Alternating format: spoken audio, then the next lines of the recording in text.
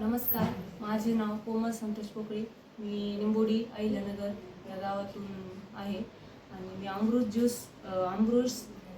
कंपनीतून आरोग्य सल्लागार म्हणून काम करते. मी ह्या ताईंना 15 दिवसापूर्वी हे अमृत ज्यूस दिलं होतं. तर त्या बाळाला खूप त्रास होत होता, त्याचं पोट फुगायचं, त्याला लघवीला त्रास व्हायचा आणि त्या कारणाने तो शाळेत पण जात नव्हता. तर मग ह्या ताईंना ह्या अमृत ज्यूस बद्दल माहिती सांगितली, तर त्यांनी ते औषध घेतलं.